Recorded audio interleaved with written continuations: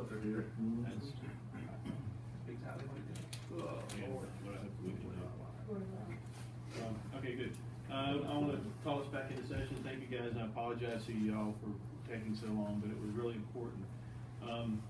Coming out of the executive session, I'd like to make a motion to, in first reading title only, for the ordinance to develop a procedure for Pickens County recreation funds. One second. Okay. I'd like to amend this, the first reading, Okay. to unfreeze the recreation funds. As a part of the ordinance to develop a procedure. Yes. I'll second that. Keep one called by the first name. Councilman Fisher seconds that. Is there any discussion? All right, all in favor, signify by raising your hand. It passes unanimously. I want to move out of order on this to get. What do I need to do? We got the amendment. Oh, we got to vote on the amendment. Yes, sorry, my apologies. So, now we have an amendment which includes the unfreezing of the rec funds and first reading of title only for the ordinance to develop a procedure for Pickens County recreation funds. The chair makes a note. Motion's already on the table. We're good. Just ready So we need to have a vote on that. All in favor? And it's unanimous. Sorry. Moving on, I want to change the order to give the sheriff an opportunity not to have to sit around and wait on this quite so long. We'll switch number 3 and number 4 and move straight into the overview of food proposal for jail and stockade.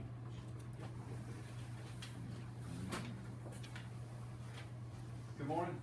Good morning. We appreciate the time. I'll do kind of an introduction, and then Drew's done a lot of good work on this too as we combine it. What we're looking at today is the way we do our food and much more efficiently and better. What we're doing, let me give you a quick synopsis of what we do now, is you'll see the numbers. Did y'all get a handout? We'll get y'all the numbers on that. What we're doing now is about everything we do is not under State Department of Corrections guidelines. Kind of a brief summary of that. Anything that goes on in the jail, we have to answer Department of Corrections also. The first thing is on that, we're supposed to have a full-time person in each facility just over food, his facility and mine. So that's kind of where we start out. And when I mention all that, and the amount of food that we put out with the old facilities, we're still using probably the same oven when y'all were there. When I was on third shift trying to maybe sneak in some food there. But it's, we're still using that same system. But what we have the opportunity to do is have a private contract vendor come in and do that. And then you say, why would we want to do that? Well, as anything as I found out in the jail, and he's found out also working in our jail, and then he's director, is liability. So we've had actual lawsuits of where the food was mentioned in the actual lawsuits. And I have a nice stack of lawsuits if y'all want to familiarize yourself with jail lawyers. So, but what we're looking at is liability. We're a tremendous amount of liability right now, and under these guidelines I talked about was actual calorie intake. There's an actual regulation on calorie intake. And again, we're not meeting that, but specifically, we can't prove that because we've got a prisoner working on the meals and all, and they're not going to be able to calculate a calorie count for each meal. So those are type things. There's more than just getting the prisoner's food. There's actual liability, a lot of stuff behind it.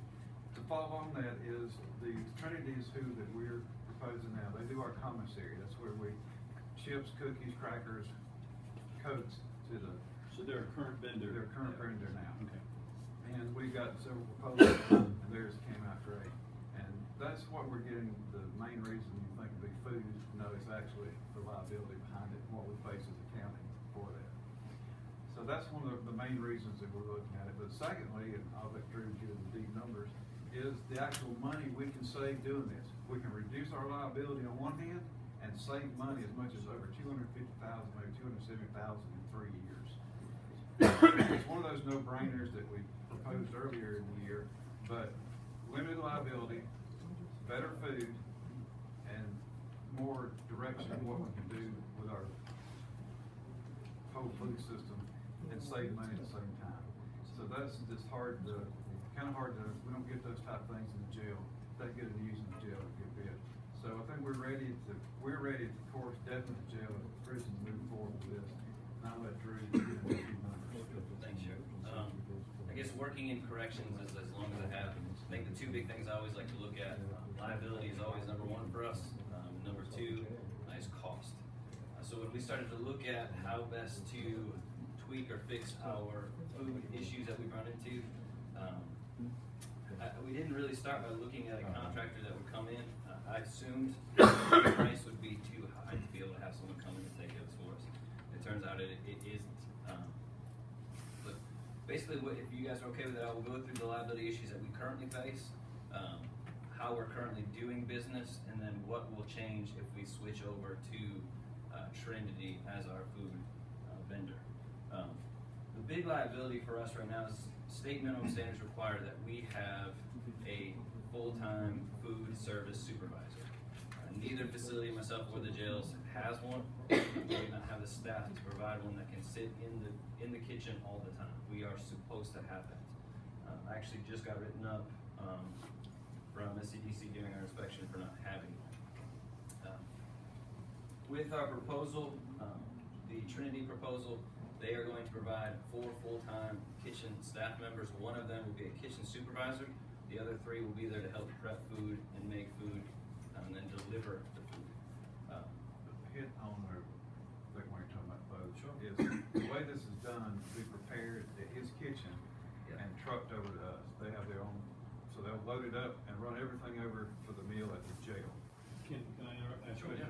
So this is something that they provide a truck, we provide a truck? They provide the truck, they provide the trays for the truck, they provide the driver. There's no incurred cost on that. This is what they're paying Yes, for. yes, sir. We do not do anything with that. Does this company specialize in food? They do. Yes. All right, now, what other counties use them, or what other areas, how do they, like Anderson, Greenville, how do they do their stuff? Oconee County is actually using this company.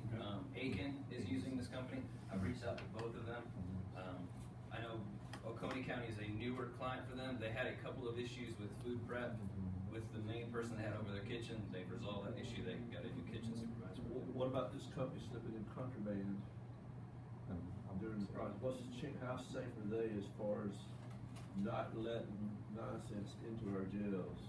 They would be working in my facility, so they would be searched coming in and going out from our facility. Trinity specializes in this type of food, so they have their own policies and procedures for what they do too. Have they had any issues in the past with contraband, anything like that, safety issues with other counties? Not any of that. And I'm gonna get into that accountability part too. So if there's a problem with the person that they put in place, who holds them accountable? It would be me, because it would be my facility they were working in. Okay, So if it's criminal charges for bringing in contraband, it'd be criminal charges for bringing in Gotcha. contraband. Okay. And you guys are gonna have people right there on site. I mean, not necessarily to watch them, but they're gonna be there. Sure. So- Yes, sir. So if anything happens. My officers will be working there. We will just have one person who knows about food preparation, temperatures, ordering, cleaning, all of that stuff will be done by Trinity. Okay. And that includes shadow boxes for items they deem as weapons, whether it be knives, some kind of sort of culinary tool that they have to use. But they'll be responsible for making sure those are kept safe, put up every week. And let me address that personnel issues. Made me think, we have Southern Health Partners outside for our health in both places. And it's taken, we don't have to worry about personnel. They take care of it. And if something happens, I call corporate, or it's usually done before I get to call corporate. So that's one of the things that we've experienced. It's been the greatest thing probably, is they take care of their own personnel issues. And it leaves us out there. We're not spending 8 hours that day trying to fix everything. It's done. So who will actually walk down the hallways with the trays at the jail? Their workers to give to the prisoners, or your guys? It would not be when they got to the jail themselves. So actually hand delivered to the prisoners? At the prison, my staff would be. Or Sheriff Clark's place? Yeah, it We would will be. have a detention officer with them every time. Okay. Because we have to physically open to go down through there, so, and they stay with them. The actual giving the food will probably not stay the same, it'll just be more efficient. But our officers are always with them at all And times. is there opportunity for a prisoner to attack one of their workers and put the county at risk? So they will be working with some of my prisoners will still work in the kitchen. One of the actual benefits I find is for my inmates, I have sentenced guys. All of my guys have been sentenced. They're all minimum security guys, but they currently work in my kitchen. They actually provide a program through Trinity that they can take and get a certification. So once they leave, they have a certificate saying basically I'm food safe. Their I know how to, experience, right? So it could help them in the Exactly. do the And job. if I have a state inmate who I have for a longer period of time, he completes this, they guarantee them an interview with one of their branches for one of their hotels that they work at the beach. So it's an opportunity for them to actually. And let me go back to your safety point. Yes, it could happen, but here's the best part. Go back to private vendor. It's their insurance, it's their indemnity. So they're Everything goes- liable yes. for cost. They're paying their own workers' comp, they're paying everything. So out if there. one of our prisoners attacks them, beats the crap out of them, whatever, then They pay the first. they're liable. They pay the first. It's not bill. picking Yeah, and they have that, again, I go back to that, partnership we have with a private vendor. They know that, they've got millions of dollars of insurance reserve funds and everything else that they need. And we will have an officer there. And it kind of to piggyback off of what Sheriff had said about their kitchen size. The kitchen at the prison is 2 to 3 times the size of the kitchen at the jail. They are feeding twice as many people as I Right. currently am. I have the space and the equipment to cook everything for their facility and my facility, and it's not going to be a burden on us because I have the space.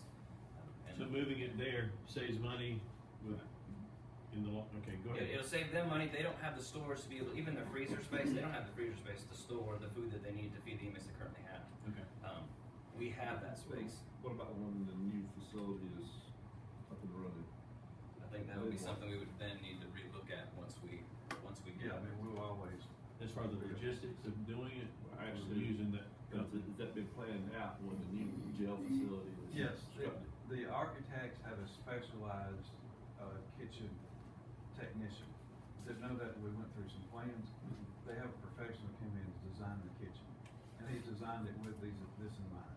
So the new contract will be able to be renegotiated at that point in time where we might not get it for something we can't use. Yes, yeah. And this will be kind of every year it's negotiated on meal served and population. Right. Okay. Yeah, so we would be basically taking the kitchen and all of its aspects from the jail and providing that service for them and for my facility as well. Another thing that we've kind of run into is our DHEC regulations. They'll come in once a year and they will do an inspection of my kitchen. We've always scored well, but it's difficult for us to maintain the proper documents for temperatures, what temperature is supposed to be cooked. This kind of cuts down on the liability for us feeding undercooked chicken, not storing some sort of food out properly. We will have somebody there who is certified and able to serve and knows what to serve, and not just inmates who are currently providing that service. So it will take that away from us as far as the liability is concerned. Again, the undercooked chicken, now it's Trinity's problem, Yeah. not ours. Yeah.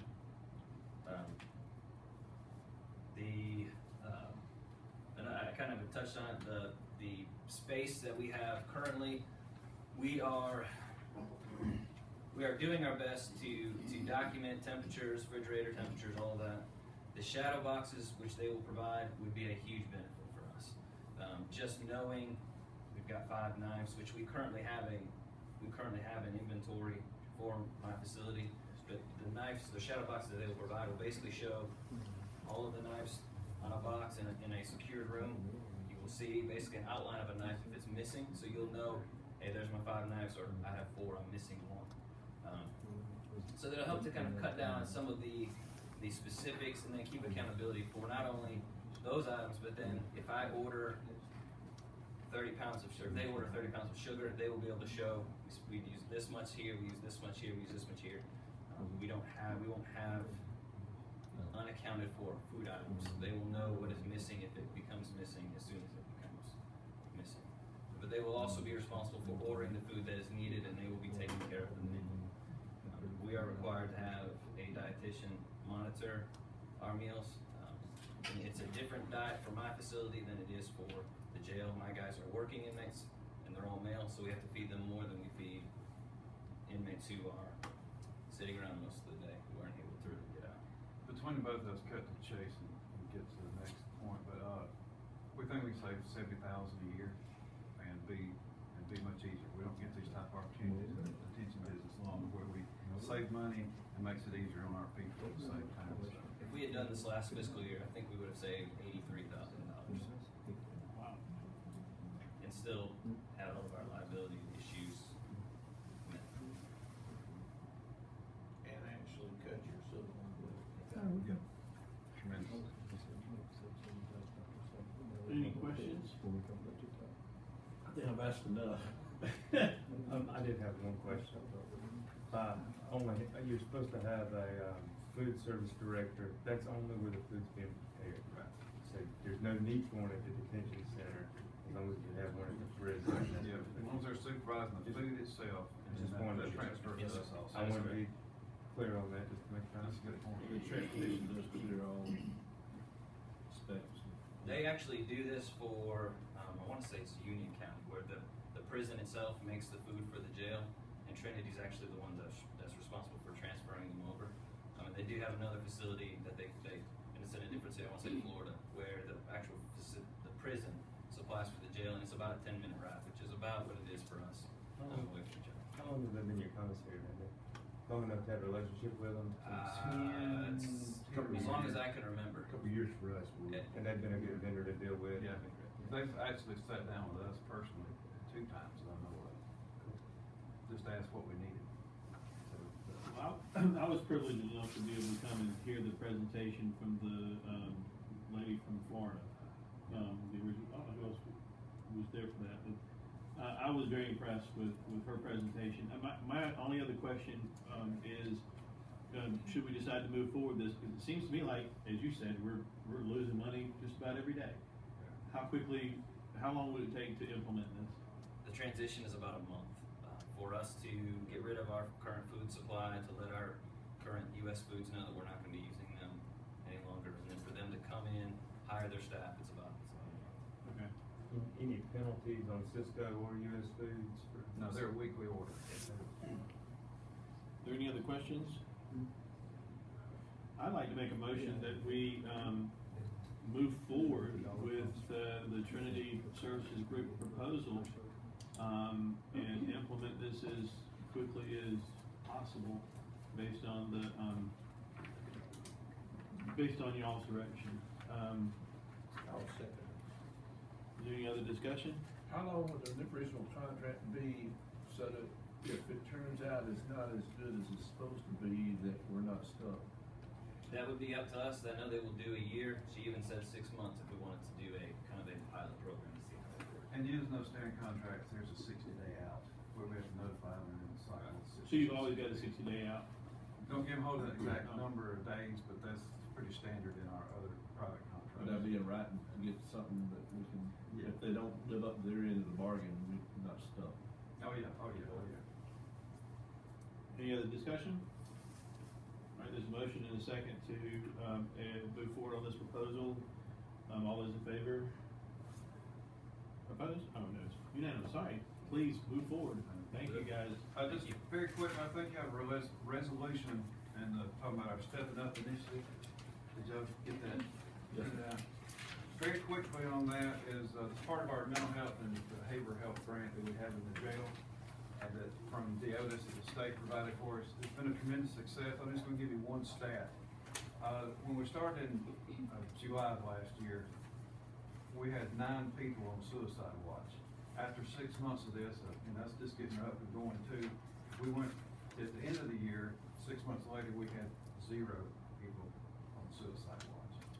So those are type things. And what this Stepping Up initiative does, it gives us access to technical assistance across the state, across the country, excuse me.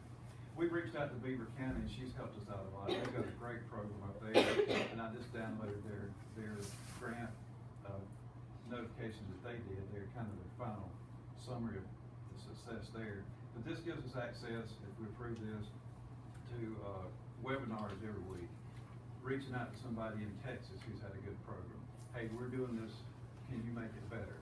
Those type things, and this is just a free network. It's actually sponsored by the Department of Justice, but it's been a great thing. And I think it also this tells us here at home that we're taking mental illness and behavioral health seriously, addiction seriously, and is talking for, we're not going to rest our way out of our problems, and this is a good first step, community-based.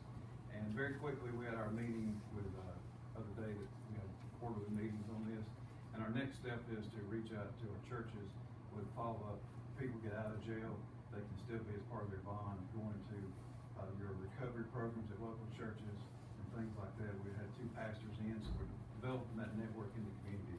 And this is just another step that we ask y'all to go forward so we can continue on that. Well, it's been a pretty good program so far. I never thought a sheriff that would be I'd say the happiest or the best thing that's worked out so far, but I get a lot of satisfaction after looking at this and hopefully changing some lives. I'd like to say that mental illness is one of the biggest problems in this state. And I know I have worked with people with mental illness, and it's really pleasing when those people respond and you see their lives improve. Yes. And to kind of be on the hard side of it statistically, but this shows that we're doing something. You know, we come up with lawsuits, that we're taking this seriously, and we're doing what we should preventatively to make our community better and protect our officers too.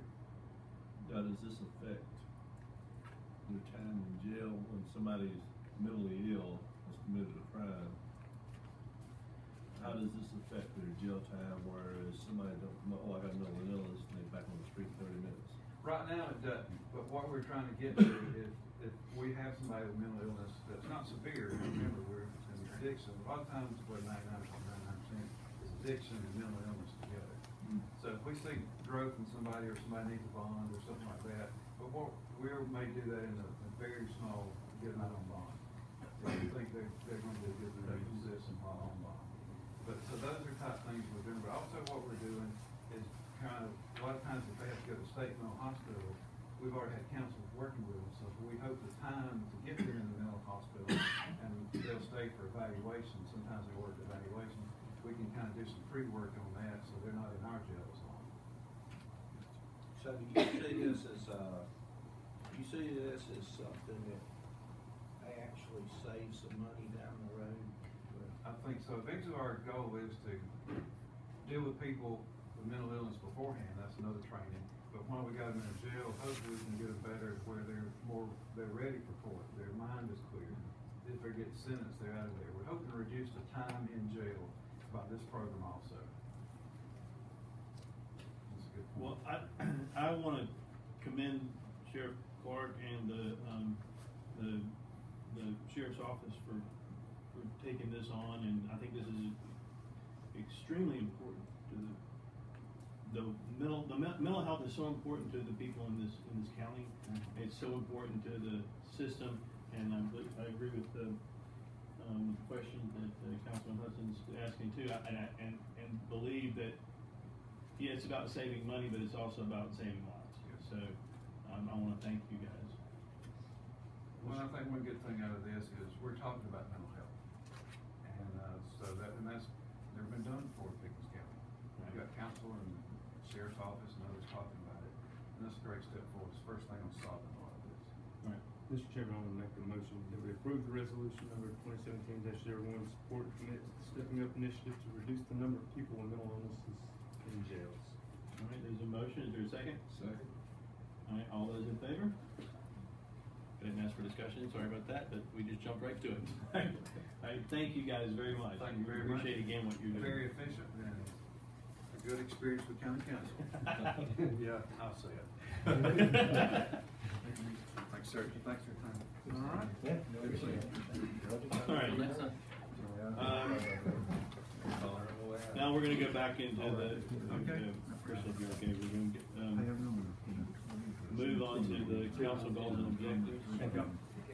Those are roll call, Mr. Chairman. Basically, this will help our staff better, have a better understanding where you want to prioritize funding for the coming year's budget. But we would love to have some input from council as to where you'd like to kind of focus our priorities.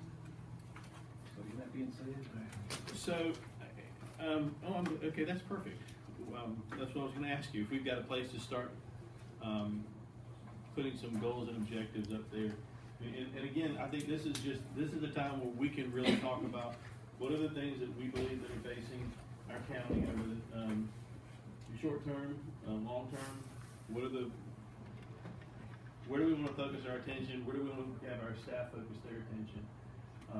Well, there are so many things, but I guess let's start listing them, give a little bit of description. Two things that I have come to mind, and I'm sure some of y'all will agree with me on this, is economic development in the jail situation. Two things that are very high. Well, we'll decide how important that is, but those two issues I think we're facing: economic development and how we want to pay for the jail. What are we going to do with that? Based on currently what we have, and We've got to pay for it somehow. right, okay. And right now, if it's okay with you guys, can we just list these and then we'll go back through?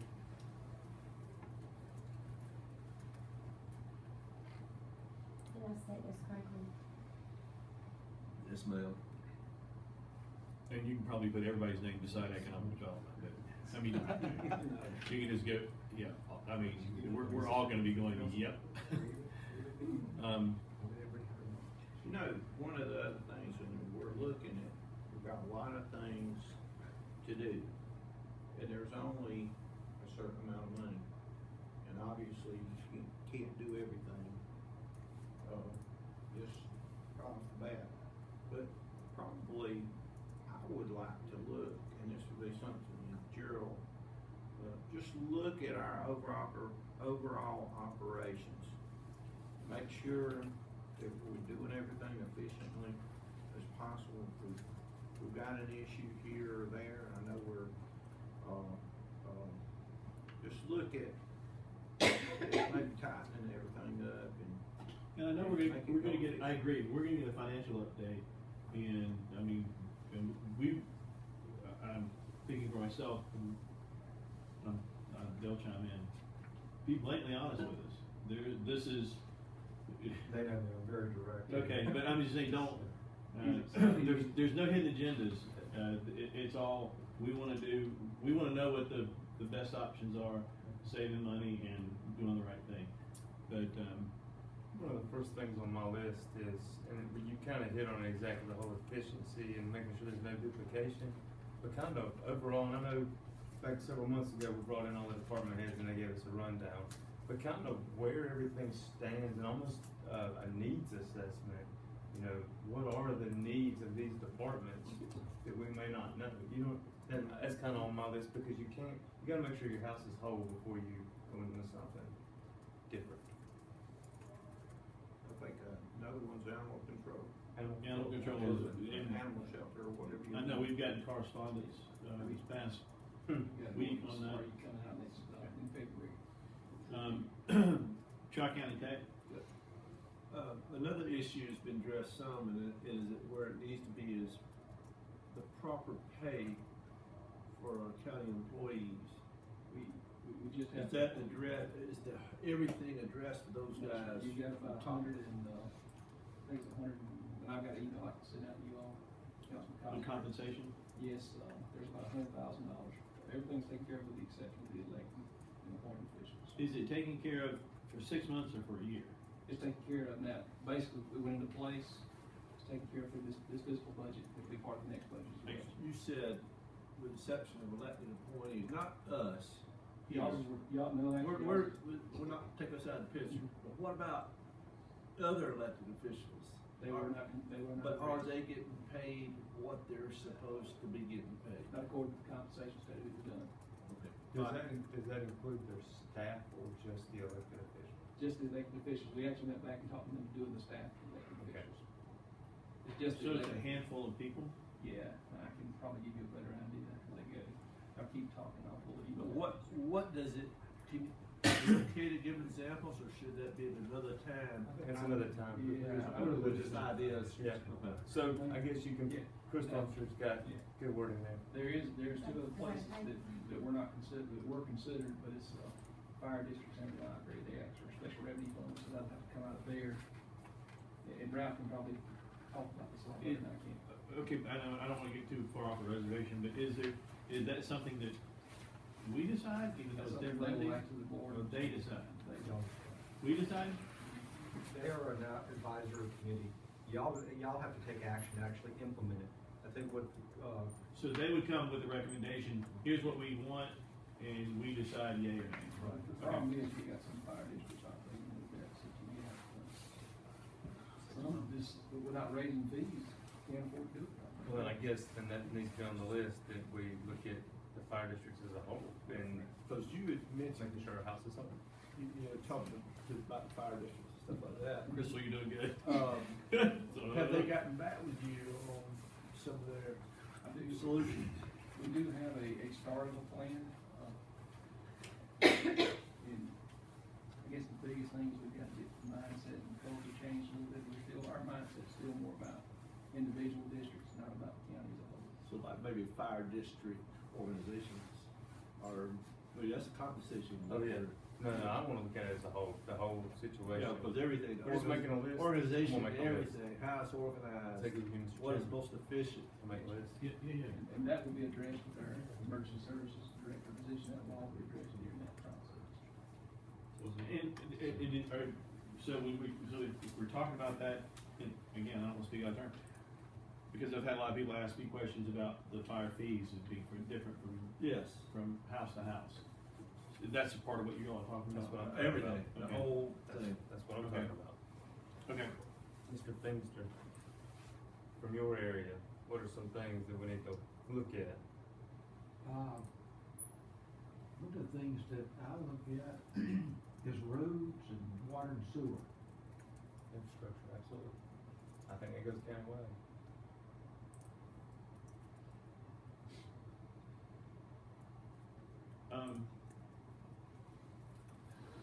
And again, not to speak out of turn, one of the things that, this is in your area, some folks had talked to me about, how do you, work together with Clemson University on, economic development as far as, like a research park? If we, is that something that, I mean, I guess that's what I wanna put up there. It does fall under the guideline of economic development, but that's, seems to be, that's something that happens in Charleston. They've been very successful with developing industry around that. I'd like to look and. There's several things going on, and we're not working together on. Right. All right, number one, there's a, development going to be done on the Milliken property on the south side of Clemson. And part of that, space, as I understand it, will be for, new, company development. And, I really look at that, as not a great opportunity for us. There's some sort of thing, in Pickens, right next to the courthouse. And I'm not sure exactly what all they do. Apparently, somebody who wants to start a company, can go in there and get advice on how to, start the company, how to, market the product and all that sort of thing. And I think what, you ought to go by the Commerce Park right now. There is so much, work that's being done out there. Reliable Sprinkler is enlarging their, plant. Keymark, who's a software, company, a couple of years ago, bought two other companies. They're going to expand. There's a company, I forget the name of it, came from Europe, and they're going to make, the couplers for high-speed rail cars. Right. St. Jude is going to start making batteries for, the, defibrillators that they make. Did you know that they make defibrillators right here in Pickens County? And I think it's JR, Automation, yeah. They're expanding and, putting building up out there too. So it looks like the whole place is just growing out there. So, I mean, I guess to put in as far as a goal on that, it would be to, work closely with Ray Farley to that site selection to make sure that we've got the product, as we've heard a million times in presentations we've been as a part of that. I guess I'd also like to put up there, revisiting, joining Alliance, Upstate Alliance. Yeah, we do need to revisit that. We are meeting with them, a week after next. Good. What else do we need to put up there as far as our goals? I know we've mentioned, a couple of us have been, speaking with, the school board and, the folks from Holly Springs Center on repurposing of Holly Springs Elementary. Have you seen this stuff? I'll give you my copy there, because all I'm doing is dragging it around. And that's just something, I mean, I'd like to put that up there. It's they want the county and the school board to go in together to look at how we might work together on this particular project. You guys you may be able to speak a little bit better too. What they're wanting to do is like 3 branches of what they're wanting to develop. Holly Springs Elementary School is shut down, and they want to develop 3 branches of it where the educational side for the community. There's like a Folk Center where they will develop something. And what has gotten me sold on it, they're keeping the facility alive, keeping the community viable in the Holly Springs area with a Folk Center, much like the one out of North Carolina. And from a, where are you going? Anyway, but one thing about it is it's going to have an opportunity to bring in tourism dollars to that area. And it's got a chance to be profitable and make money, not cost money, but make money. And that is something I'm excited about because tourism is huge in South Carolina. Also, they were talking about the educational center where we send our kids down to the coast to Patriots Point and spend our dollars down there. Well, this gives us the opportunity for them to send those coastal kids, school kids, up to the upstate and learn about our culture and spend their dollars up here in the upstate for us in our county and for our citizens of Pickens County. And those are some of the things that they want to do with that facility. And they have some people on their committee that are proven and have been successful organizations like YAMS, Go-Getters, that I have the utmost confidence in the folks that are behind this project that they can make things happen, and they have made things happen in the past. Councilman Costa, anything else you'd like to add to what I've said? No, I think that you're Or Councilman Byers, you've been there for a presentation as well. Pretty accurate, but I would like to add, if I could, Mr. Chairman, that it goes with economic development, but tourism as a whole, the direction range. Actually, I'm glad you said that. That's looking for a pen to write this down. In other words, Oh, that's fine. They're both mine. I had mine somewhere. This is fine. My pen. Tourism direction branding as a whole, I really want to look at the structure of creating an overall marketing and I really want marketing to be a part of this. Tourism, reinvigorating that board. And I guess as a part of that, or a second part of that, is creating that board that's going to manage the auditorium. That we can find people that are passionate about the performing arts and want to serve in that area. So I think those are key components. Yeah, I think at some point in time we have to start looking, our office park's about full. And we have to start looking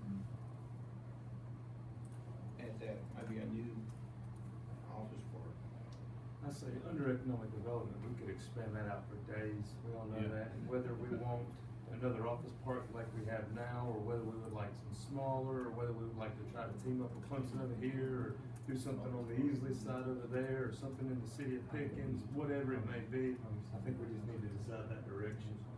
What they're talking about at Clemson is very small, so. Right. We need to be able to, once they decide what they're gonna do, and those small things at Clemson, we need to have a larger place, build a plant, and get it into production. Okay. What else are we not thinking of? Based on the list that you see up there. Gerald, there's anything, or Mr. Roper or Mr. Marino, anything that you come to mind that we may be overlooking, because you guys been around a little bit longer than us? I have something. Yes, ma'am. Boards and commissions. Okay. Actually, yes, that wasn't a financial thing, so I was afraid to mention it, but that needs to be in my opinion. That needs to be, or Mr. Phoenix or anything else, and we may be overlooking. I keep thinking of anything at the moment, but you'd be surprised, Well, I think there was a presentation done by Brian O'Kelly and Wes, Halsey about sewer back in July. I think they have something out there they presented to the previous council, that you probably want to be aware of. And I think that goes across the county. I wonder if that we could go and look at water sewer issues across the county. right. So just add that under Mr. Feaster's, and just put review of proposed sewer plan. That's Yeah. right. Yeah, but by the same token, evaluating not just that one area. And water sewer is one of the important things for industry. Isn't it, Definitely, you gotta have. We got some issues out there that we want to bring to the council. I said, Roy, last night we spoke, we want to kind of be meeting monthly on some of these issues, we get them all kind of campaign.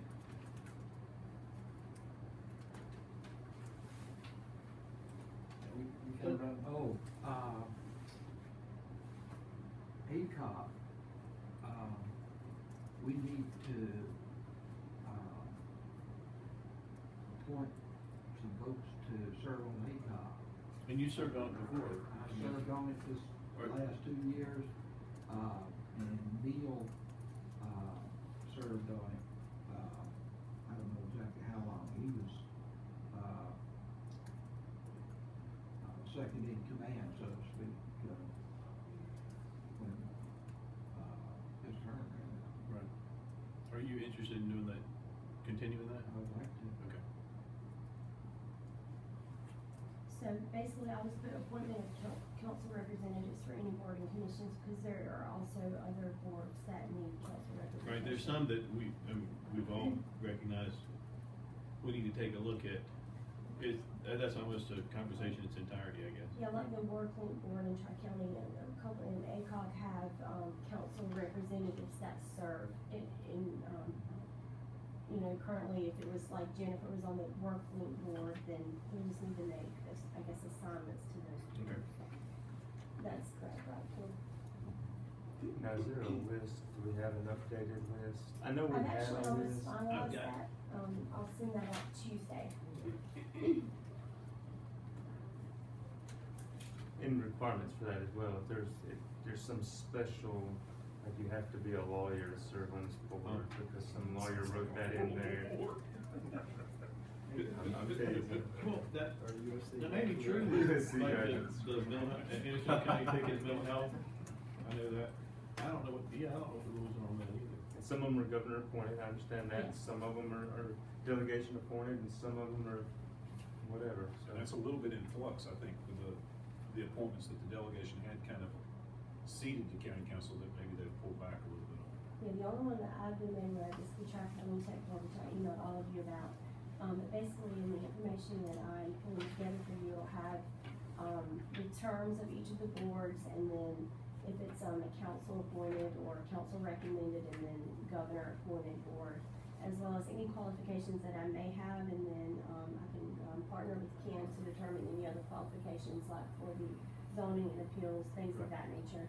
But all of that will be listed in the information that's provided to you on Tuesday. Well, speaking of Tri-County Tech, some of these other things, accountability, requirements, of accountability, and keeping us informed, where we're putting us in a sling, or putting us in a bind, or blindsiding us with plans that we may not know about. As soon as they know, let us know. Yes, would and be that's there why, by you know, laws. But hopefully, and be accountability and some grit to it, that if they don't follow through, then hey, we'll get somebody else that's gonna do it. Well, this might be to a larger one, I don't want to speak up in the goal section unnecessarily, but just communication with the boards is something Gerald had instructed me to try to work to improve in the fall, and we still got work to do on that. That was actually something I was gonna add to the list, is communication period with municipalities, the boards, across the We county. actually, that's one of the things we focused on the last few months, when we went out and meet with the different municipalities and boards, and I've been trying to attend a lot of those. And same with you all, we want to communicate back to you all, so you know what's going on effectively also. Now, I think Anthony, how is your relationship with Clemson City Council considered some of the past things? My relationship with Clemson City Council is good. I'm friends with the mayor, the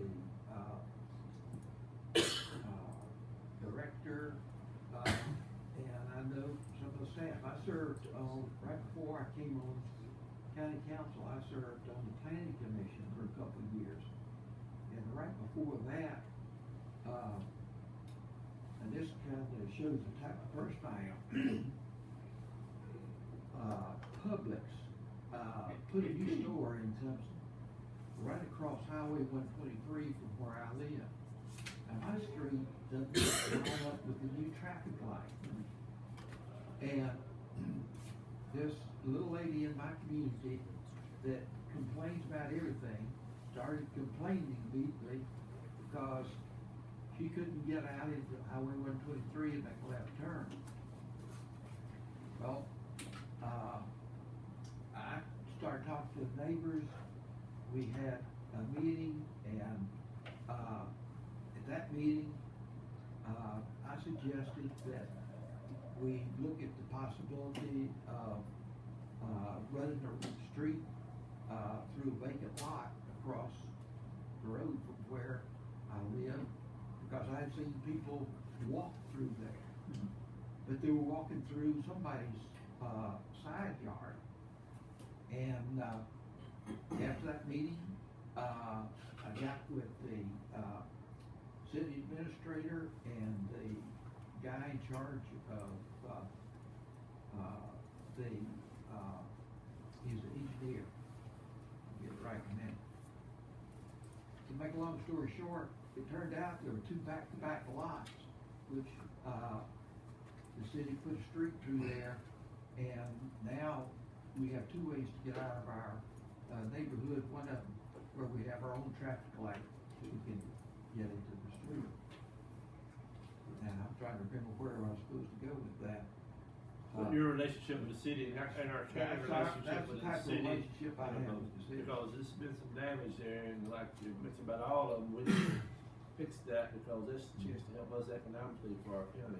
Yeah, well, I have good relationship with the city folks, also have good relationship with our state representative.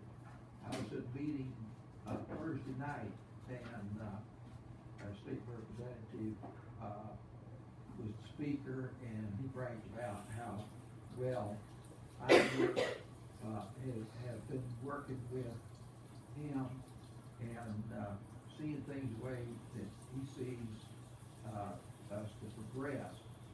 This past council didn't work much with the state representative,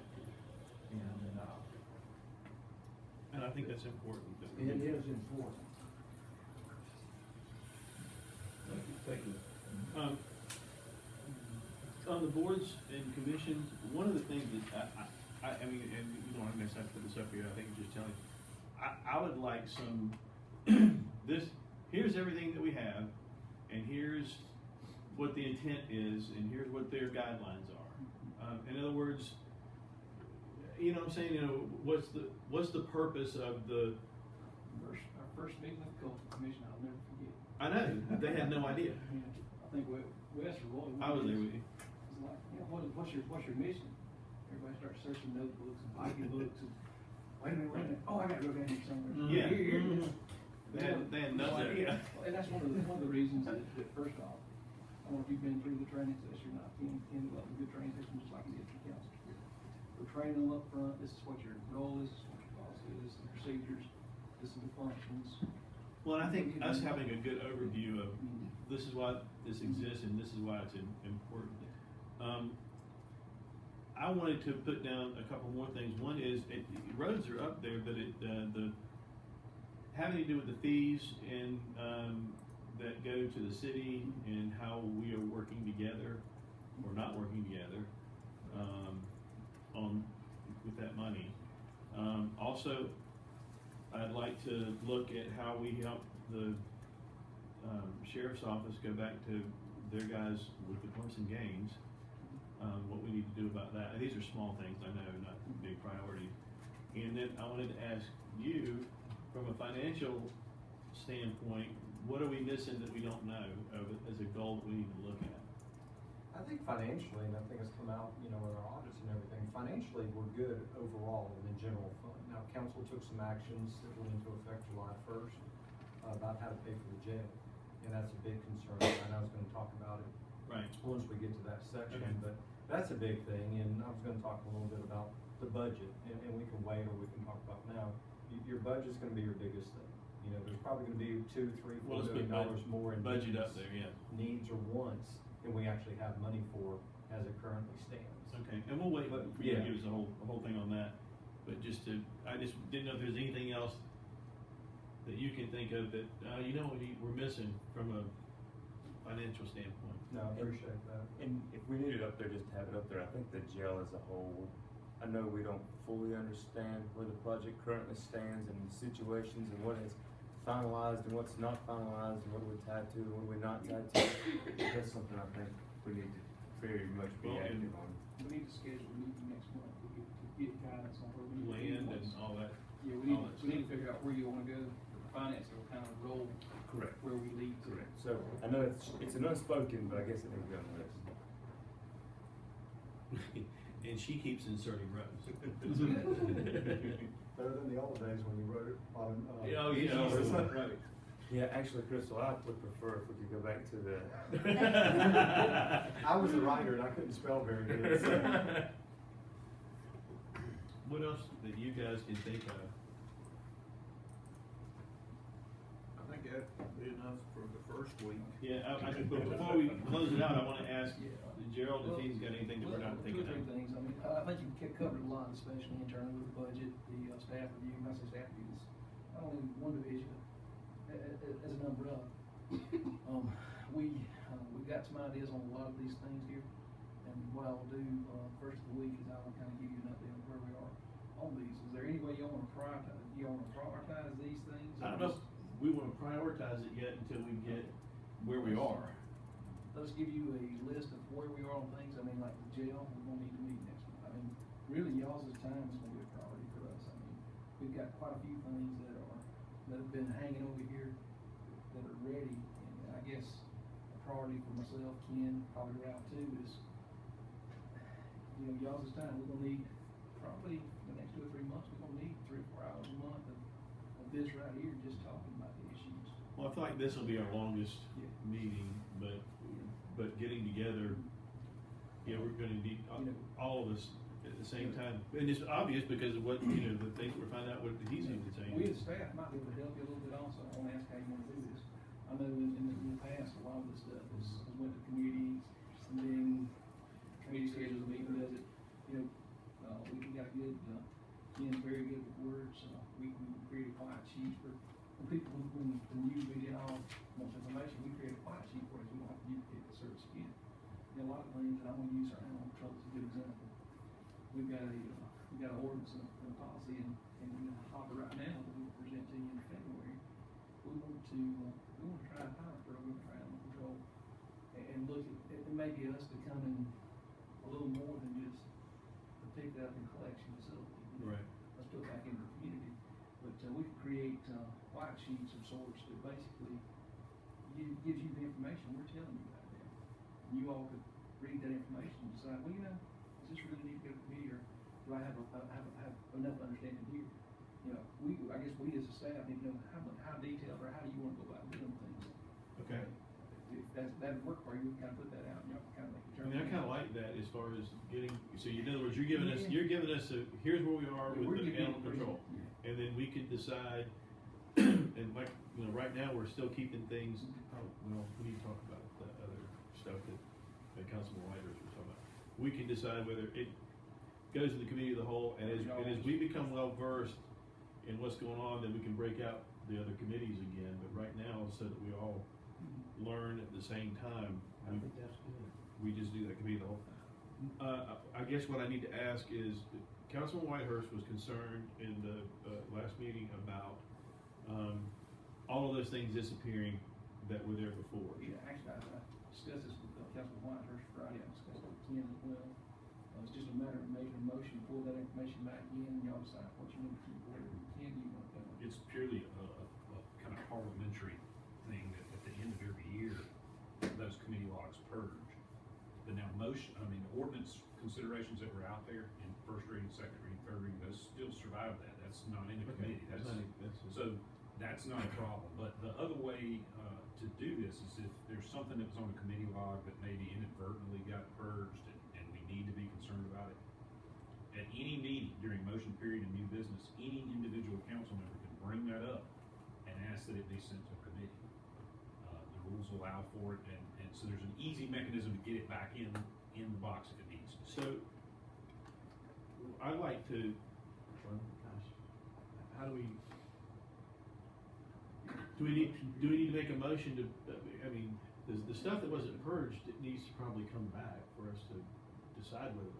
Is there a way to see what was purged in ordinances that are hanging in the Crystal's loom? got all of that information. Yes, I actually have, 2 more committee reports to compile for you as of like 12:30, because as of 12:31, they're clear.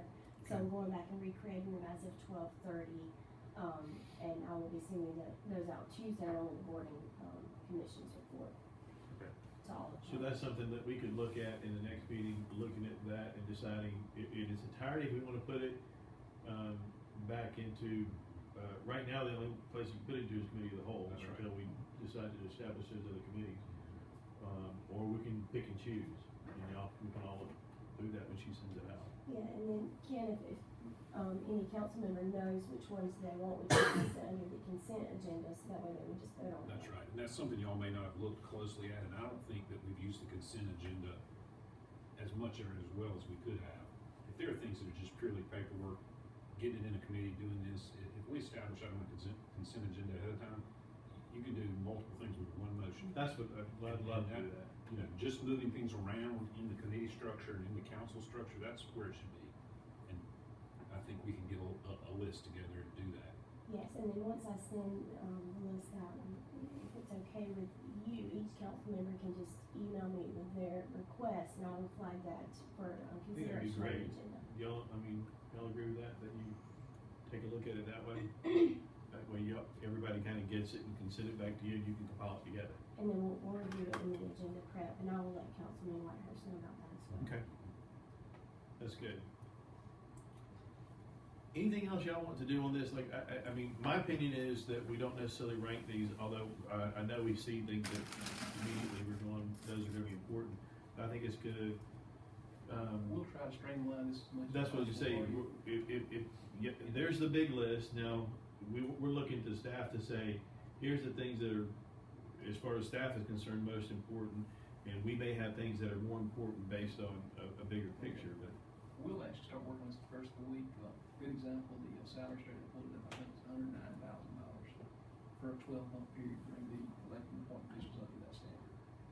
Those are gonna be simple things for you to decide. Basically, you're gonna look at Robin's Act, and find me $109,000 or not, But, Tri-County Tech, I think we give you all the information we have now. As far as funding Tri-County, that's gonna be something y'all gotta decide, is it something you wanna do? If it is, you look around, he's gonna say, hey, this is how we find this is how we do that. Economic development, Ray's gonna give you a great update on that today, where we are. I think you'll have a lot of that information today. The long-range plan for all the departments, gonna take us some time. I mean, that's not gonna happen overnight. I'll try to get you a time frame for each week, sometime next week. As far as Tri-County Tech's concerned, probably y'all know that I worked there 38 years.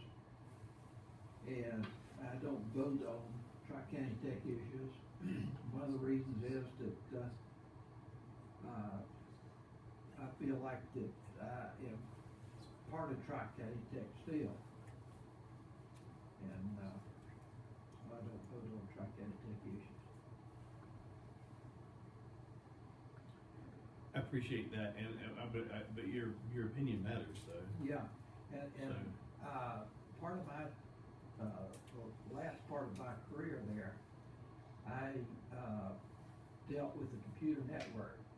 And most of the time, we didn't contract other companies to put wiring in. I put the wiring in to add it myself. And so I know the conditions of the buildings down there. And I do know that, especially the building that they've just torn down, was a nightmare. It should have been disposed of several years ago. Now, you said you spoke with Councilman Levers. Any concerns or anything he had for the list that you know of? We actually, we discussed more of the meeting Wednesday before, we discussed that. The agenda items was concern is, and actually I already spoke to the attorney about how we go about helping him get what he needs together to get a motion to do what he needs to do there, so. Okay. Are we good, before we move on? This is too vague for you. No, I like it, gives me 31 emails. Right. That's right. So this will be like a working document after we meet with Councilman Whitehurst. We can incorporate anything that he recommends and just, anytime there's been any edits or modifications, we'll just send it back out to all of council. Perfect. Perfect. When do y'all wanna rank this stuff? Well, that's what I'm saying, if he can kind of give us, we know the things that are important, each of us have different things, but then if he gives us a sheet on, here's where we are on each of those things, then we have a better, unless you wanna try to do it now, a better way of ranking. I think when Ralph is done with the financial update, I think he ranked a lot of things. And then maybe we should come back to that meeting link, and that'll give Joel some guidance on how to develop the budget.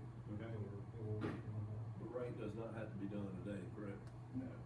No, This it's is just a living document for us to kind of get some ideas. so that we've got everything out on the table. Different from the other people. Can't think of anything. Okay. Then, I'd like us to move forward on to the financial update. Hand this out if you don't mind. Ralph, could you go over the updates that I handed to the planning council, just to explain to them what these. Which one is that? The financial statement, yeah. Thank you.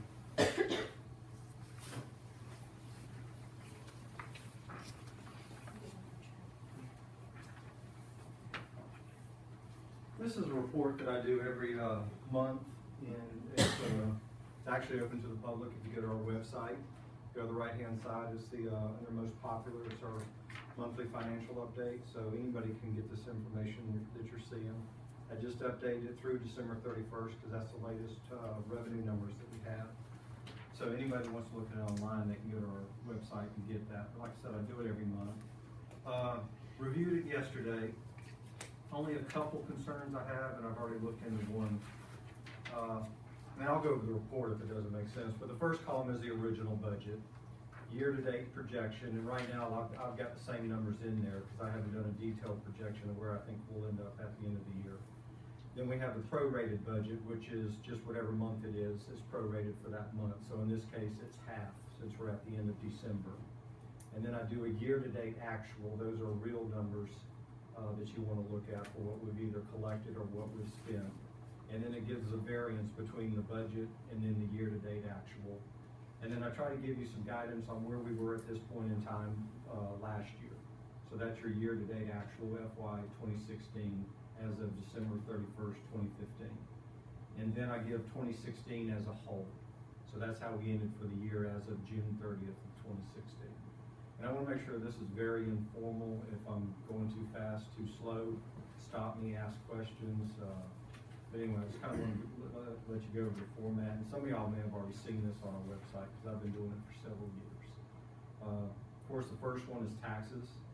That's the biggest portion of our budget. It makes up, I think, approximately 70% of our budget. And most of our taxes, for the most part, come in November, December, and January. You know, when people pay their real estate taxes. We still get local option sales tax, which comes in on a monthly basis, and we get vehicle taxes that come in. But if you notice, year to date, we brought in $10.8 million. And one thing I noticed yesterday, once the treasurer updated, year to date last year was 11.7. And what we found out is there was one company, it's a big company, they've always paid in December. So for some reason they sent their check in January. And in total, it's $8 million. But just remember that's dispersed through all the agencies, whether it's a school district, whether they're in the city, and then the county. So we'll probably get about $1 million of that. Generally it's about 10 to 15%, depending on where they're located at. And that will make up the difference. But that was a big thing that I noticed, that we were below last year, and it's just because of the timing of the tax payment for one big vendor. License and permits, that's pretty much in line. We've had one big payment. I wasn't able to figure it out, we ran out of time yesterday, but we're a little bit ahead of what we were last year, and I think there's a big development that's going on. We had some building fees that came in. Your intergovernmental, if you notice that on a budget basis, we're down about $951,000. There again, that's our second payment for state aid to subdivisions, about $4.5 million. They just haven't sent us our payment. Normally they send that in January. So it looks like a big number that we're behind, but it's just state aid to subdivisions. Charges for services, that's pretty much in line with where we were this time last year.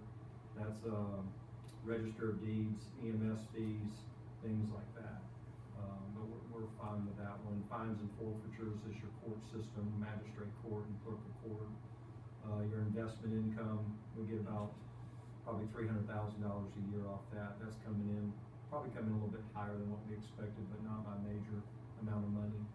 And then we have a little bit of rental income. I think the state sends us some money for using, I think it's Glassy Mountain. They use our tower up there, so they pay us a little rental fee. And then we had some contributions, I think, for emergency management, or rescue squad, excuse me. So that's what the contributions is. And then you just have miscellaneous revenue come in. So if you look at the total, we brought in about 16.5. Last year we brought in 16.9, but there again, we had that one large taxpayer or company that hadn't paid their taxes when they normally pay it. So what would be a miscellaneous revenue? An example. Is a FOIA fee and miscellaneous? FOIA fee is one. I mean, I could look right here. I'll try to bring everything I could think of. It's going to be return checks, payphone commissions, vendor commissions, vending commissions, excuse me. Sometimes we get insurance proceeds from the previous year, so we recognize it as a revenue, or it could be the current year. But stuff like that. For FOIA, you know, we charge for FOIA requests, and I think it's 25 cents a page plus time. So that's miscellaneous. I know that doesn't look the best when you say miscellaneous. I know, I'm like, what? That's a, in comparison, it's not a lot. in comparison to the budget, it's not a lot, but yeah, it's a lot of money. It's perception too. Is, you know, what is miscellaneous? So that's basically what it is the return fees and things like that. The expenditure side, everything's in line. Biggest thing, you know, we are people. And I think I talked about that during the orientation. About 70% of our budget goes to people. You know, personnel services, whether it's your salaries, your health insurance, retirement that we have to pay. But that's the biggest part of your budget there. And, you know, I go through line item by line item and look at it in detail. Y'all don't see it on this when it comes to personnel services every time we run payroll, and nothing's out there glowing. Obviously, we're implementing, for the most part, the compensation study, and that will go into effect January 20th. But we've had a plan to how to pay for that, and I think, you know, Gerald mentioned that to the previous council when they were looking at it, so there is a plan to pay for it. But everything else, you know, we have capital, a little bit of economic development that's in this fund. Our big economic development is another fund. I think y'all may remember in orientation. This is just the general fund. Right. You know, it does not include the fire departments, doesn't include Public Service Commission, local accommodations, state accommodations, and so forth. This is just everything that doesn't fit up under one of those other umbrellas. We put in what's called the general fund. Okay, and I'm sorry for not looking at you, but Good. yeah, I can hear you well. I'm trying to look all the way around and everything. So, as far as expenditure wise, we're pretty much in line where we anticipate to be at. On a prorated budget, we should be at 20 million, and we're at 19.5.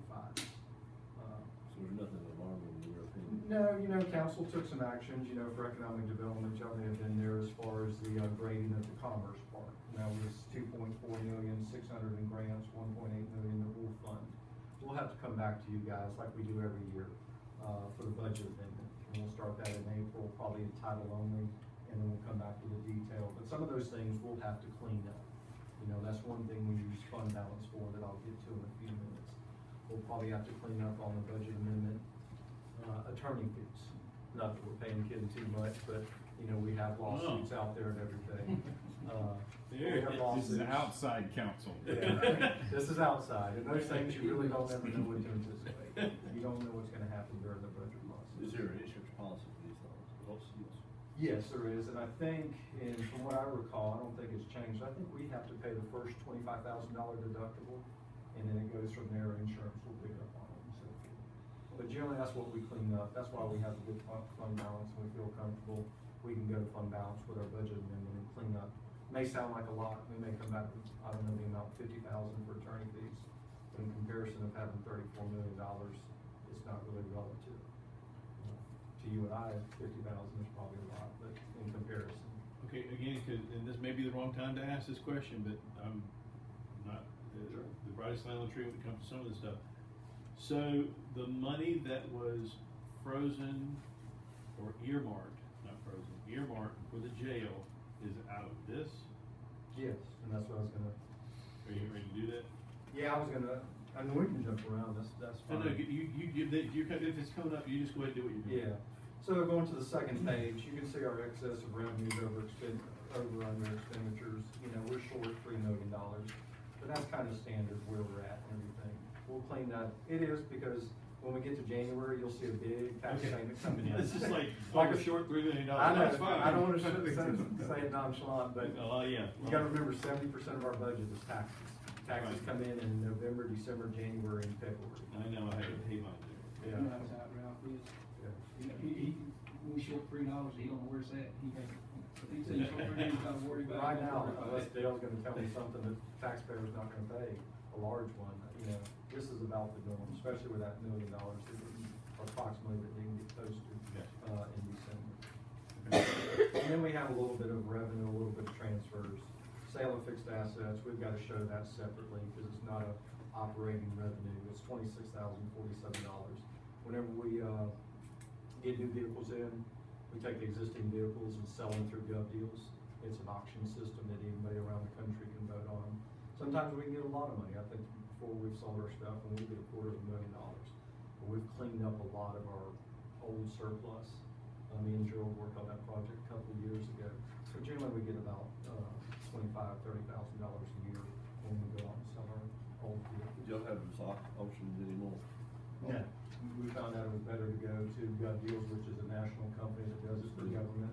We made a lot more money doing it that way, because we'll get people coming in from Miami to New York to Washington, and they can see the bids and they bid on it. A lot of times what they do is they buy it and then they sell it to foreign countries and everything. So we've increased that tremendously. So, one thing I did want to point out, and we can talk about it here or another time, but if you look under that last line where it's got capital lease and loans, the budget was $1,482,156. It's gonna be right there. Okay, I got you. Yeah, yes. We have not, we started to address it back in July, but I think it's got kind of turned into something else. What we were doing in the past to pay for our capital is council set aside many years ago 3.5 mils for just capital. So So it's grown, but right now it's about $1.5 million. We'd always paid cash for it. We never borrowed or anything for it. We'd always just, for police vehicles, everything, we just paid cash. Well, last year in March, we paid off the library bond from 15 years ago. And the administrator at the time had some needs for the operations, some personnel and stuff that he wanted to add that we couldn't pay for.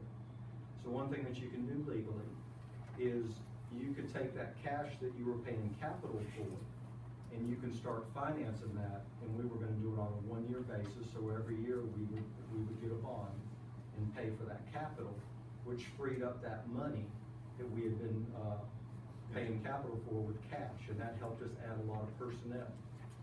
So, and it also, the remainder, I think was about $1 million we put into contingency. And it wasn't for anything specific, but that's one of the things that we were gonna use to pay for the comp study. Well, we did first reading in July for the $1,550,000. And then it kinda got turned, and I wasn't involved in all this, it's got turned into spending all our money on the jail, the $23 million that council earmarked. And then taking that ordinance for what it was originally intended for and turning it into $7.8 million, because would've got into a cash flow issue come this fall if we would've, which they ended up doing, allocating all $23 million to the jail. You can see a lot of our money. But I understand though, from one of the other meetings, that your recommendation wasn't the 7 point whatever million, it was a 3. Well, my recommendation, and like I said, at the third reading of the budget, I was just told there's gonna be some motions made and that we'll figure it out later. So I haven't really been involved in the process since, June. Okay. I do have a recommendation, I was gonna get to that. In the big picture, as far as the jail and things like that, when we talk about the financial advisor. Okay. But that's one thing that we need to address is, we do have some money in savings, because we've always set aside 3.5 mils, whether we needed that money or not. And we've always set it aside, and we've built up a fund balance for just capital. And I think that's a lot of times what y'all probably heard on the street is, oh, the county's got $34 million, they're wealthy. They have all this money. Not all of it is available. And part of that, the 34 billion minus the, and you'll see it on another sheet that I'm gonna give out, 24 million is available, and so that other 10 million is made up of purchase orders that are still out there. It's made up of our capital replacement program. It's made up of some assets that we have out at the Commerce Park that we looked, where the intent was to sell. Is for inventory, like our fuel that we put on our books, and inventory for purchasing items that we have downstairs. So we don't really have $34 million in total. It's about 24 that's unrestricted. But now council back in June has decided to take all that money and pay cash for the jail. And I'll get into talking about how we want, what we want to do. But that's not set in stone, it's gonna happen that way, right? No. No. Cause this. Y'all can take Even action. on the $7.8 million bond, y'all got options. Yeah, we're almost there. Yeah. But the point that I wanna make is if you were to, if all those funds are allocated and all of a sudden, we've gotta start doing things proactively for economic development, one of our goals, then we have no way to tap into that or be able to take care of any of that. So that's why there's an opportunity, I think, for us to look at how to solve that problem. Yeah, and that's what I was gonna talk about. I think we had it under financial advisor, I was gonna talk about it. We just wanna kinda give you an update on the general fund. We do this every month, we put it on the website, Can I ask one question real quick? Under capital, first page, under capital, I'm just looking at how everything compares out. Year to date so far, we're up compared. Did we do a lot in the first 6 months compared to last year? Are we gonna be over on that capital? No, we'll stay with it. It's just all about timing. That's what- that's The what- largest capital's bought at the beginning of the fiscal year. That's the question. July first, told everybody, I hey. see we're up versus last year, but that's okay, as long as everything's within the plan. Yeah. Some capitals aren't been purchased. Yeah, from an operational standpoint, the devil's in the detail. We have, I think, pretty good budgetary controls. People have to do a PO on pretty much everything. The system will lock you out if you try to go over budget. There's some things that come in that we just have to pay. Right. Our deductibles for insurance, we've got some issues going on with that. I'm sure they may talk about that in executive session, you know, we can't anticipate what's gonna happen with that. Attorney fees, you know, if there's a lawsuit, we can't, anticipate that all the time. But everything else is, I review accounts every single day, pretty much.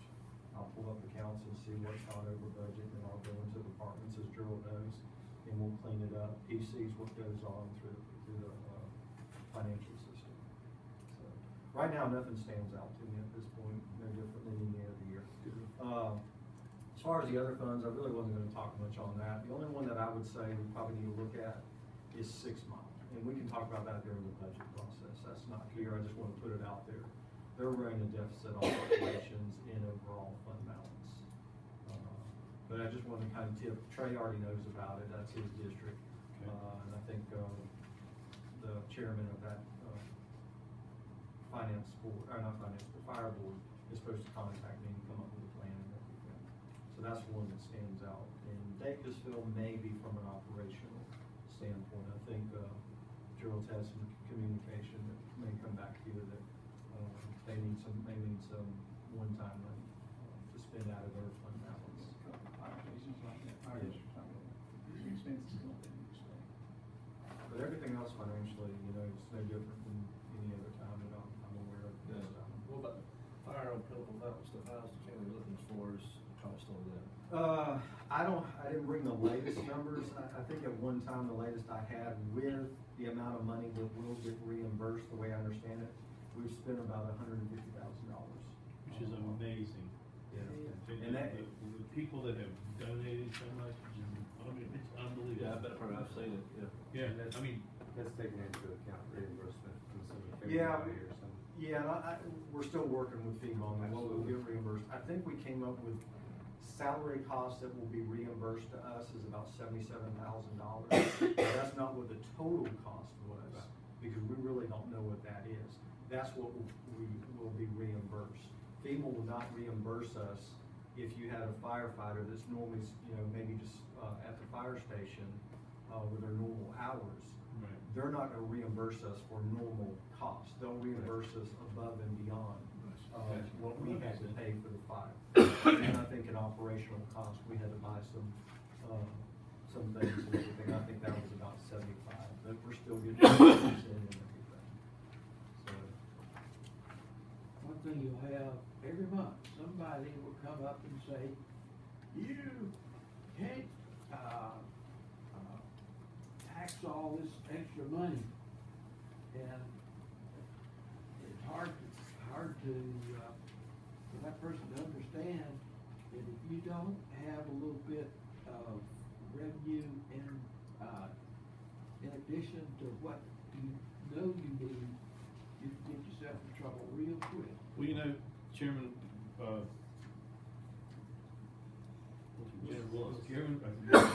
Chairman Willis, I thought did a good job of explaining that at that one meeting that I attended where, you know, the council's and Ralph is doing a great job of managing the money that we have. And if we can save money and by being frugal with what we're doing and then be able to take that and use it towards things like economic development, I don't know how the taxpayer can be upset about it. And, I've checked recently, and, I think there were only 5 counties, who spent less per, person, on administration, county administration, in the year that I checked. And go to Counties out of SCAC. 46 counties. Yeah, you can go to SCAC and they have a book that they put together and it does a lot of comparisons per capita on what government spend each county and stuff like that. And it's been a while since I've looked at it, but there's a book that SCAC puts out there that y'all may be interested in. So, and just to know on the revenue side, I go conservative, I'll be honest. I'm not gonna come back to y'all and say, hey, I was real aggressive on revenues, I've been that way. So for there's sand in 17 there, that's what years. you're telling me, there's sand in there, there's cushion?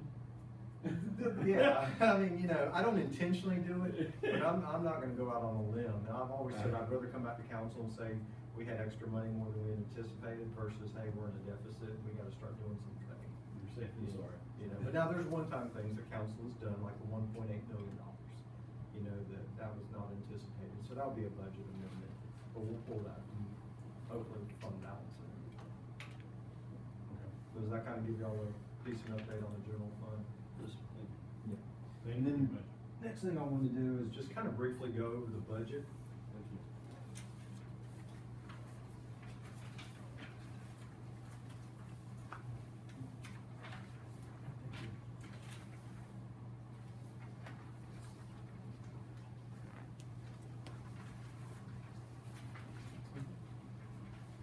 This is kind of give you an overview of the budget process. You know, sometimes in the past, we put those, and I don't think it's legally that we have to, but sometimes we've given this to council for them to, we put it on the agenda. It doesn't have to be on the agenda, so I've just printed it out to let y'all see kind of what the timeline is on the budget, so y'all have an idea. Because y'all start seeing that in April.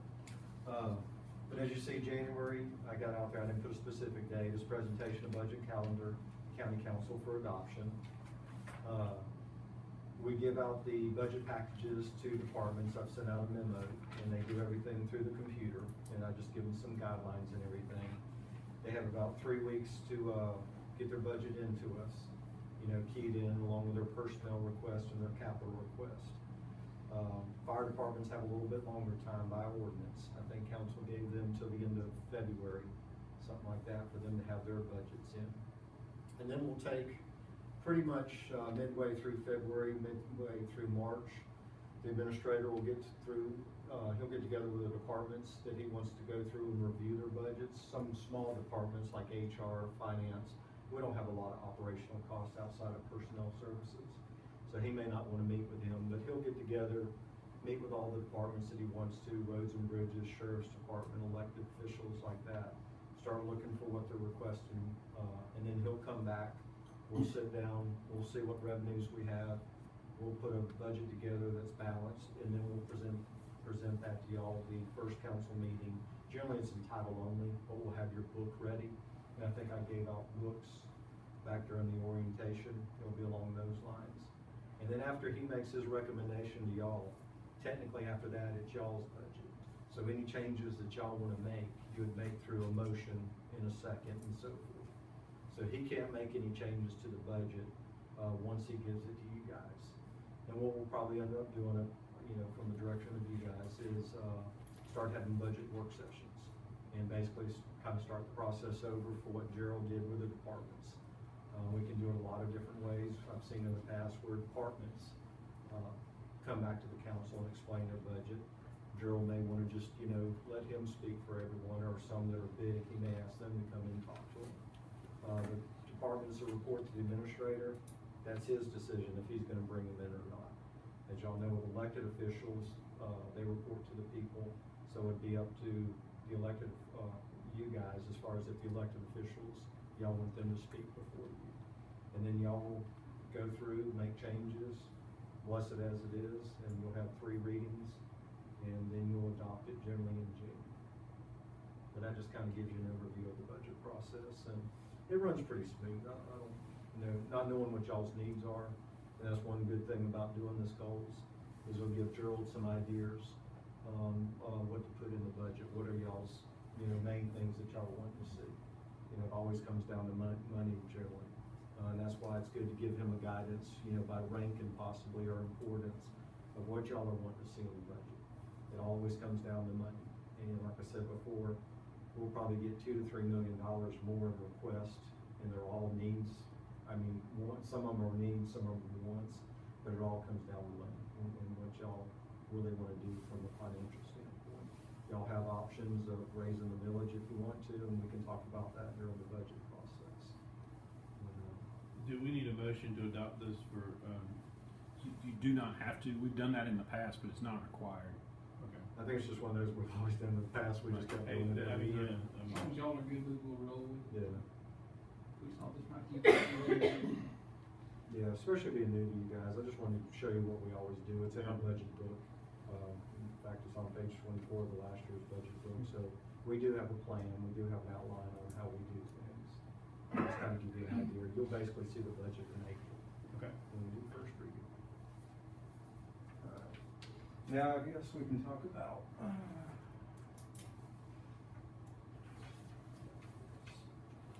this goes along, I think I'm gonna jump to financial advisor. Thank you. This a little bit ties into it, but I just thought it'd be good to give y'all.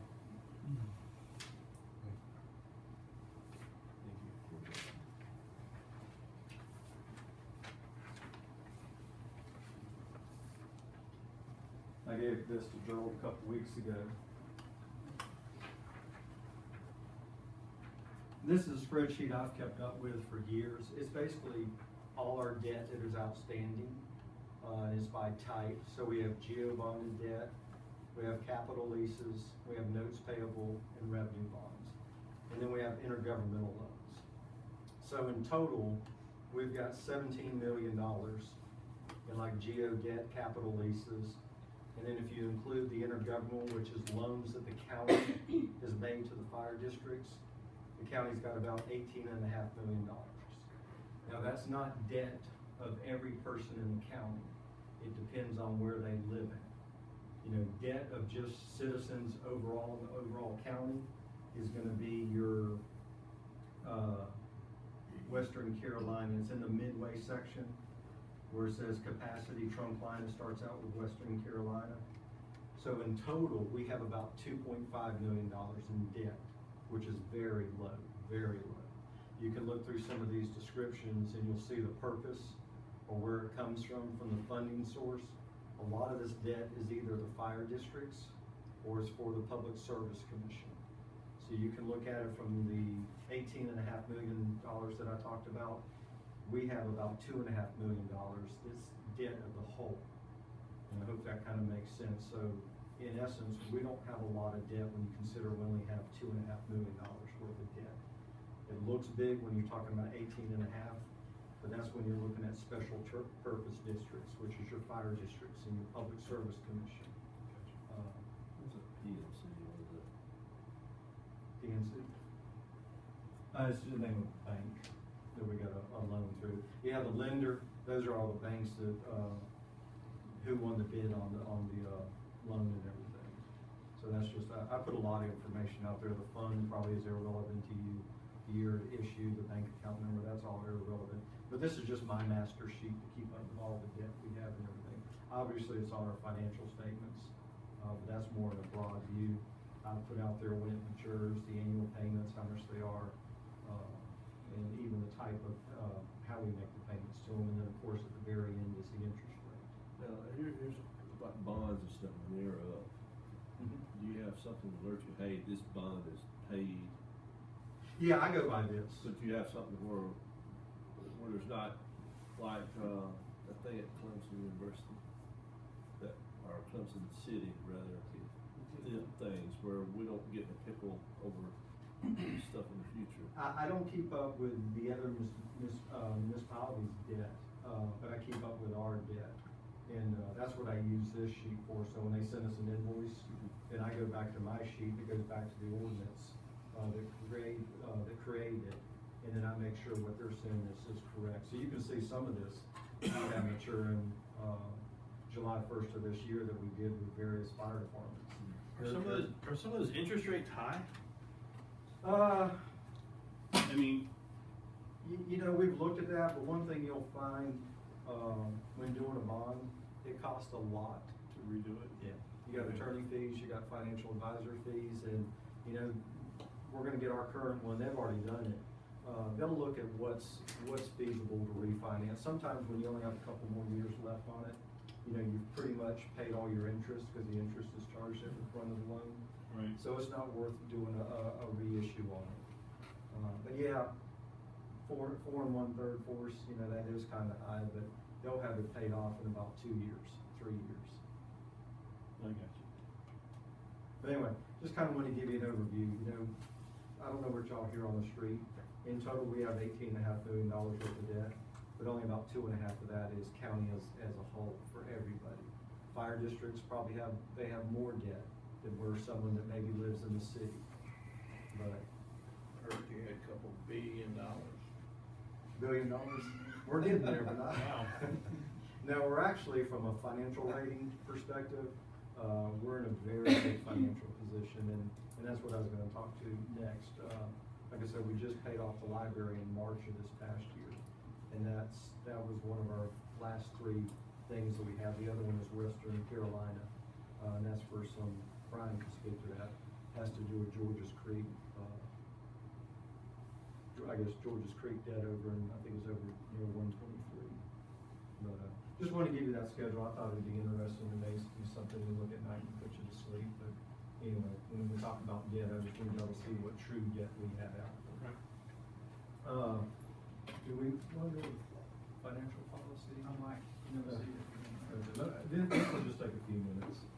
And then we'll get into talking about more of the ties into the jail and everything. Yeah, apologize for all the paperwork, but I didn't know who wanted stuff electronically, and so I just brought everybody a copy. Pardon me? Killing a lot of trees. I'm not big on it.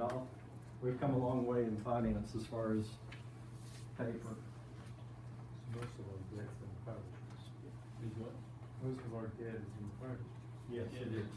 Yeah, and I didn't run a number, I apologize, but just, you got $1.5 million that we've got loans to the fire districts. And you probably look at half of that top section is debt for the fire districts. And I think we're about to issue some more debt for, who is it, Pumpkin now? Yes, sir. We're gonna do a bond on that. For $3,000. Yeah. Your fire districts are gonna be one of your big things, and I think that's what Gerald alluded to before. The being tax also- is huge Yeah. compared to any other, but yeah. You know, but that's gonna be one of the things in the budget that we'll have to look at as fire districts. Okay, this is our fiscal policy that I think we adopted in early 2000. Gerald asked me to go back and look at it, make any changes, make any addendums to it. I think the main things on the very second to the last page, number 5. We came up with a thing, and I think we talked about it, earlier, is about how, and we want to have something as a policy, is it puts staff in an awkward situation sometimes where people want to come pick up their checks. And from an internal control standpoint, it's not a good idea to let people come pick up their checks. I've always said no, is on few occasions, but I think it'd help strengthen staff out and benefit them if we had a policy that council approved and said, hey, we can go back to and refer to, we're not allowed to give out checks. So we wanted y'all to consider number 5, which is all vendor checks will be mailed through the United Postal Service or through ACH. There's some exceptions, but I put it in there. I'd leave that up to the administrator. He'd have to direct staff in writing that someone could come pick up a check. There are occasions where we do need people to come pick up checks. Or you may remember with pawn shops, you have to bring them the check to pick up the pawn items and everything, or they're not going to give it to you. We have petty cash boxes, so when they spend all their money, it's got to get replenished. We don't mail the checks; we make the check out to the county. So we let departments come pick up that check. They take it over to the treasurer's office, and then they cash the check and replenish their petty cash. And we do keep track of their petty cash. We know what they have, and we periodically do surprise audits on them. So, and they don't carry much. Generally, it's about $200 for like the Pagan Mill. I think they're one that has it out there. The magistrate courts, they got to have money, to make change for people that come in and pay in cash. So that's one thing. It would help us out. Instead of Ralph said you can't have it, it's a policy that says you can't come pick up your check. And of course, it limits, like I said, for internal control, it limits the possibility of fraud or embezzlement. Next thing is issuing accounts payable checks. A lot of times what people do, and we had a situation yesterday, is people like to bring you an invoice and say, I need a check right now. And it's kind of like, that's not the best way to do it for internal controls. You need time to process the check. So we just put a limit out there, or would like to put a limit out there that once we receive it, we have 2 weeks to review it before we can process it sooner, but it limits the abilities of someone, to bring in an invoice and say, I need a check for this right now and I need to pick it up. What would be the situation where somebody would actually do that? Well, I was saying we haven't purchased it, poor planning on your part, it's not an emergency on our part. We had somebody yesterday that needed something, They just hadn't planned it out, so they just wanted to know, can you cut us this check and can we come by and pick it Somebody up? from within the county? Yeah, within the county. And, you know, so I'd rather have something in there that says, look, instead of me saying no, it's the policy that says no. And we've had other incidences where that's happened, where it's not been in the best situation. And I think we talked about that earlier, in executive session. But we've had those sessions, where it's just put staff in an awkward situation. What about, has there been situations where it was legitimate? Oh, yeah, and we will do that. You know, we have closings, I don't know if Ken want to, you know, closings on property, you know, attorneys don't work around the finances schedule. So that's an exception, we understand that. If Ken says, hey, we got a closing on property and it's on Tuesday and we normally cut checks on Thursday, sure, that's a gift. What would happen, say for example, like the sheriff's office needs something right away, we gotta have it. We work with them, we do. And that brings my question, do we need the exception clause in there? I understand the exception clause could be open for interpretation, blah, blah, blah, with future, but do we need it? Because if it's policy, and it says we're only gonna do it once a week, Yeah. and you gotta give us 2 weeks notice, then that's policy, that's what you gotta go by, and you can't work around that if you're gonna follow the policy. I agree, and that's good, I didn't think about that, because I guess in my mind, we've always worked, you know. Common sense is common sense. But then without policy, you That's the break the reason we policy. have policies, 'cause Yes. common sense is. So we can do that, we can pull it from the, we can add to that as far as, the administrator has the authority, to direct staff to cut a check. Yeah, you go forward with that. Actually, I think you need that if you say that. Yeah. But you don't want back to the point where you gotta have money. I know. Yeah, I think I just, being there 17 years, I just said, you know, we always work with departments, you know, but sometimes we're put under difficult situations where they want a check, or they have to come pick up a check. We're adding an exception Well, clause to number 6. Just like number 5 has an exception clause, I Yeah. think number 6 needs an exception clause. Cause if not, you paint yourself in the corner, you gotta follow policy. You can't just like get one through. I do. Administrator, and that gives him Yeah. back up his box. And it gives them leeway to do what needs to be done, and gives them exactly the protection at the same time. And then travel and training, you know, when people go to conferences or they have mileage or stuff like that, hasn't really been a problem, I just thought it'd be something we should just put out there in case it does become a problem. Is that people have to have their training and travel reimbursements in within 90 days. Normally what we do is we never, and I say never, you know, 99% of the time, we do not advance employees cash. You know, we'll pay for your hotel room in advance, you know, send us the information, we'll cut a check, we'll mail it down there. And so generally this doesn't happen, you know, most stuff that they'll have to pay for is some gas or some meals when they're away.